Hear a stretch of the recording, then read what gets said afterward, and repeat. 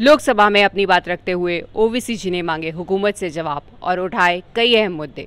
हिजाब को एक मसला बना दिया गया और मुस्लिम बच्चों को तालीम से महरूम कर दिया गया। ये आपका कॉन्शियंस है, ये आपका कॉन्शियंस है। कुलभूषण जाधव कहां है? पाकिस्तान में बैठा है, आप क्यों नहीं लेके आते? देश में रहना है तो मोदी को वोट देना पड़ेगा। इस यूसीसी का फॉर्मूला क्या है? एक मुल्क में एक मजहब, एक कल्चर, एक जबान। ये तो डिक्टेटरों का फॉर्मूला है। आखिर कहां गया? उन ताबूतों में खो गया क्या आपका कॉन्शियस, आपका जमीर, जहां पर 50,000 लोग बेघर हो गए? कतर में 8 नेवी ऑफिसर 1 साल से जेल में हैं, आप नहीं ला सके उनको। मैं ये पूछना चाहता हूं, बिल्किस बानो इस देश की बेटी है या नहीं? क्या ये आपका लिबर्टी ऑफ कॉन्शियंस है? कहां गया आपका जमीर? एक चौकीदार, एक दुकानदार है, जब जुल्म हम पे होता कोई मुंह नहीं खोलते। महाराष्ट्र के पालघर में आरपीएफ कांस्टेबल ने चलती ट्रेन में 4 लोगों की गोली मारकर हत्या कर दी। आइए सुनिए ओवैसी जी का इस मुद्दे पर क्या कहना है। सर, हालिया दिनों में हमारे मुल्क में ट्रेन में एक वर्दीपोश दहशतगर्द ने अपने सीनियर मीना साहब का कत्ल करने के बाद ट्रेन के कंपार्टमेंट में जाकर नाम पूछकर, चेहरे पर दाढ़ी देखकर, कपड़े देखकर उनको कत्ल कर दिया। और उसके बाद उसने कहा कि इस देश में रहना है तो मोदी को वोट देना पड़ेगा। तो क्या वाकई इस देश में रहना है तो मोदी मोदी कहना है? ओवैसी जी ने लिबर्टी ऑफ कॉन्शियस यानी व्यक्ति को अपने आत्ममत और नैतिक मूल्यों के आधार पर निर्णय लेने के हक को ही नाकार दिया है। सर, हमारे आइन में, संविधान में लिबर्टी ऑफ कॉन्शियस को लिखा गया तमहीद में, यानी जमीर की आजादी का जिक्र किया गया है।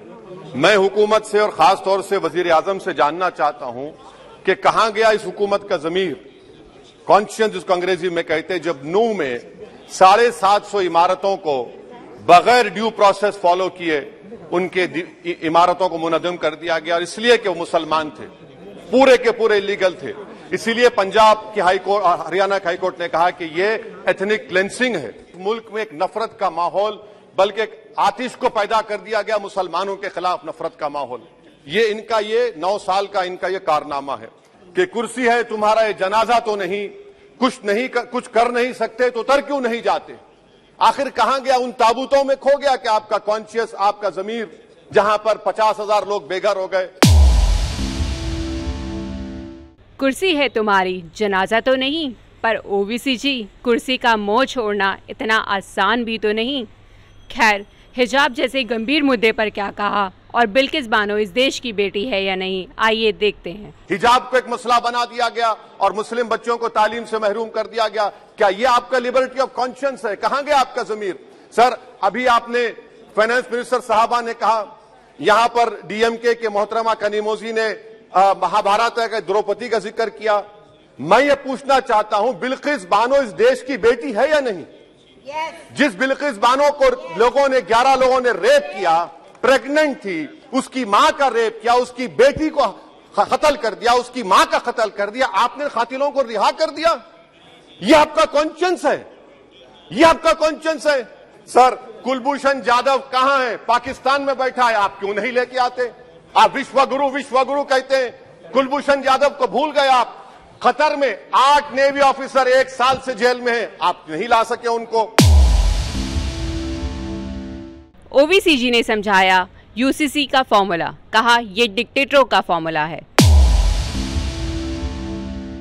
लोकसभा में अपनी बात रखते हुए ओवैसी जी ने कहा, जब मुसलमानों पर जुल्म होता है तो ना चौकीदार कुछ कहता है, ना ही दुकानदार। एक चौकीदार, एक दुकानदार है, जब जुल्म हम पे होता कोई मुंह नहीं खोलते। यूएपीए का कानून अमित शाह ने लाया, इन दुकानदारों ने तायीद की। आज उस यूएपीए का कानून में 83 साल का बुढ़ा सिपर खत्म करो, सिपर नहीं होने से मर गया। आखिर कब तक दुकानदार और चौकीदार हमारी लाशों पर सियासत? सर, हम कंक्लूडिंग, कब तक सियासत करेंगे? अगर आप जुल्म के खिलाफ आवाज नहीं उठाएंगे तो आपकी दुकानदारी नहीं चलेगी, चौकीदार को पकड़ेंगे, तीसरा महाज करेगा। शुक्रिया सर।